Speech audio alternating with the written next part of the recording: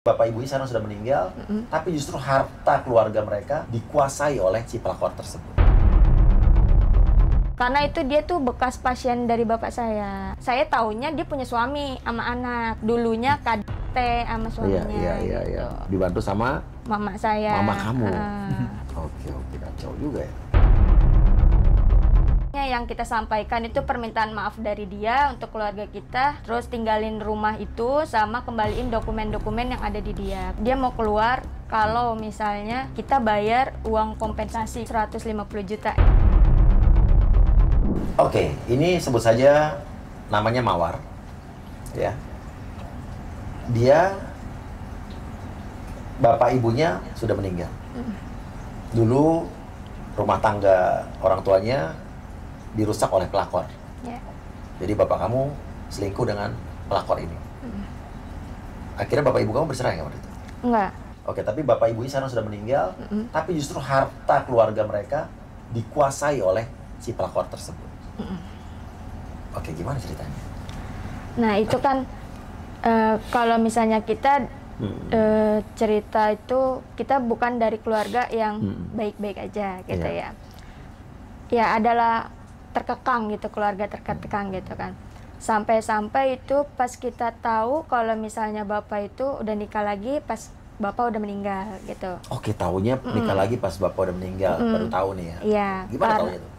Itu ada orang gudang. Jadi kita tuh punya kayak sebuah rumah gitu kan, dijadiin gudang. Nah orang gudangnya itu datang, katanya mau ketemu istrinya, istri yang muda. Nah itu tuh pas kita mau berangkat ke kuburan, karena mama itu dia itu stroke kan, nggak bisa ngikutin apa namanya ke kuburan. Oh gitu. mama stroke pada saat itu? Stroke. Nah baru kita mau ngelayat ke kuburan. Nah tiba-tiba sore itu ada orang gudang tuh datang, saya mau ketemu istri bapak gitu. Ini istrinya gitu, bukan yang muda, nggak ada lagi gitu kan. Udah pas saat itu sebenarnya kita nggak mau ngasih tahu mama gitu kan, karena emang mama itu juga kena penyakit skizofrenia. Skizofrenia itu kan kayak penyakit mental kayak gitu. Kita takutnya ngedown gitu. Nah setelah orang gudang itu datang ke rumah dan tahu gitu bapak udah nikah lagi gitu, ya langsung drop gitu. Udah tahu kayak begitu, terus bolak-balik deh ke rumah sakit. Setiap di rumah sakit tuh ya itu suka nangis gitu. Sebulan kita di rumah sakit ya gitu, maafin mama gitu. Dia selalu bilang kayak gitu. Dan mama meninggal berapa lama setelah itu? Dari bapak itu 6 bulan. 6 bulan. Bapak kamu meninggal karena apa? Karena itu sih komplikasi. Tiba-tiba juga? Enggak. Oke. Komplikasi habis operasi. Oke. Dan akhirnya ketemu sama pelakor ini gimana cerita? Ya itu karena orang gudang. Kan kata saya, bapak saya itu nggak nikah lagi, nggak ada nikah gitu kan. Ya udah kalau misalnya dia datang lagi, kabarin saya. Nah, berselang beberapa minggu itu orang gudang nelpon gitu kan, kata dia, ini ada nih orang yang ngaku-ngaku istrinya bapak. Ya udah saya langsung datang ke sana. Saya habis mandiin mama. Kan waktu itu stroke saya yang mandiin. Udah kata saya, mau ngapain Anda kesini gitu kan. Oh saya mau nagih uang gitu kan, uang sewa gitu. Untuk apa gitu kan, kamu tuh nggak punya hak gitu kan. Terus dia bilang lagi, kamu tuh udah diusir gitu kata si pelapornya gitu.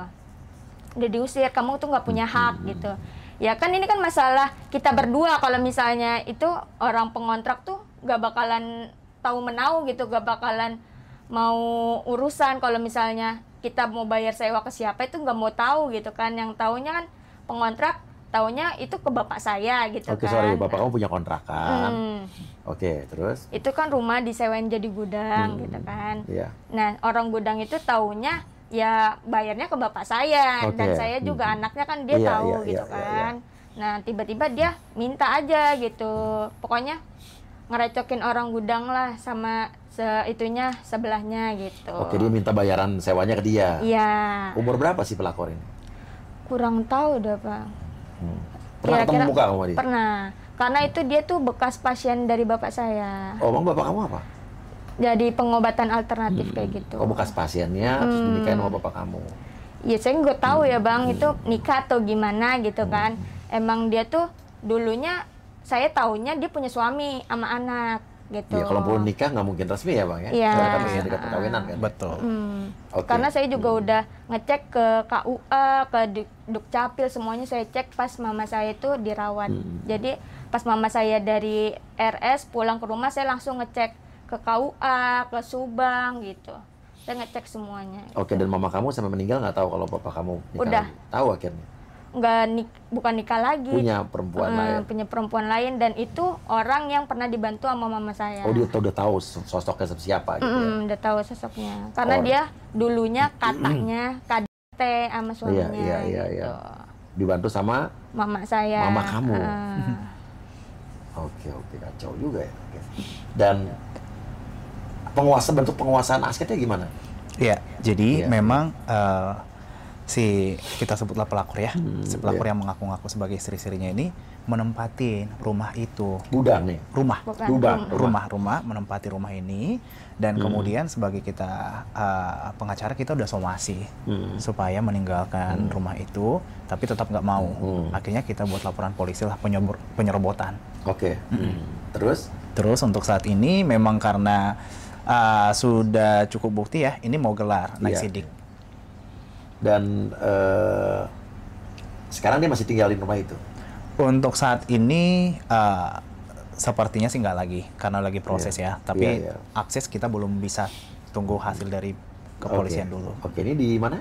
Di Jakarta Utara. Polres Jakarta Utara. Polres Jakarta Utara. Iya. Oke, dan artinya udah gelar? Sedang mau proses minggu depan. Gelar, oke. Dan tidak ada komunikasi antara dia ke kamu? Nggak ada. Setelah dia disomasi? Oh, ada ya Bang ya? Memang dia menggunakan pengacara sih, Mas. Oke. Pengacara, hanya saja tetap bersih inilah ya, dengan statement mereka, ya mau nggak mau kita serahkan ke yang berkewajiban seperti itu. Oke, dan ini berarti tinggal tunggu saja ya? Betul. Proses gelarnya berlangsung. Betul.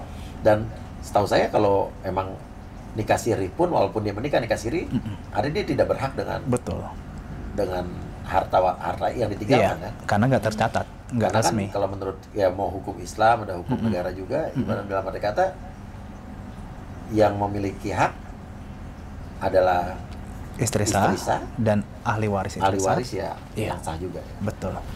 Oke, dan apalagi yang kamu sampaikan sama si wanita tersebut? Ya, pas mediasi itu kan, kita tuh ada beberapa yang disampaikan sama dia gitu kan. Kata dia tuh, dia mau keluar kalau misalnya kita bayar uang kayak kompensasi gitu 150 juta. Ya saya dengarnya ketawa gitu kan. Lah, itu kenapa saya harus bayar gitu kan 150 juta, sedangkan yang hak yang kita terima atau yang kita sampaikan itu cuman ada 3 gitu, yaitu permintaan maaf dari dia untuk keluarga kita, ngakuin kesalahan, terus tinggalin rumah itu, sama kembaliin dokumen-dokumen yang ada di dia kan, karena kita nggak tahu dokumen apa yang atas nama bapak saya ada di dia gitu. Dan dia malah menyebutkan, ya udah kita mau ninggalin rumah itu asalkan kamu beri kompensasi 150 juta gitu. Ya, saya dengarnya ngakak atas dasar apa gitu kan. Karena saya juga udah ngecek ke BPN, itu tanah masih atas nama bapak saya, terus ke KUA segala macam, itu kan pasti kalau misalnya tak nikah siri itu gak dicatat katanya kan ya. Nah itu kan berarti dia nggak berhak gitu. Oke, dan kamu berapa bersaudara? 4. Kamu anak ke? Anak kedua ya. Oke, dan selanjutnya tinggal tunggu saja berarti ya? Iya, tinggal tunggu saja. Oke, tinggal tunggu saja, dan harusnya memang terpenuhi. Iya. Hak-hak aset-aset yang ditinggalkan almarhum ya. Betul. Milik anak-anak. Ahli waris, ya. Oke, dan ini mudah jadi pelajaran buat semua juga, ya. Apa yang kamu rasa dari meninggalnya 2 orang tua kamu dalam jangka waktu 6 bulan ini? Ya, shock banget ya, kedrop banget, apalagi pas tahu bapak itu ada wanita lain gitu kan, drop. Terus kan mama juga punya kayak penyakit tumor payudara. Itu tuh pas di rumah sakit, pokoknya setiap di rumah sakit tuh dia malam-malam tuh nangis, teriak, minta maaf mulu gitu. Gara-gara mama gitu. Ya akhirnya ya gitu, jadi memperlambat proses kesembuhan gitu, kepikiran mulu gitu. Bahkan kita kan waktu itu ada sempet tuh kita nyewa kayak perawat kayak gitu buat gituin ngobatin kanker payudaranya itu. Nah, si perawatnya ini bilang, "Oh, ini mah kayaknya stres deh, Mbak," gitu. Udah ada pemeriksaan kayak psikiater atau psikolog gitu.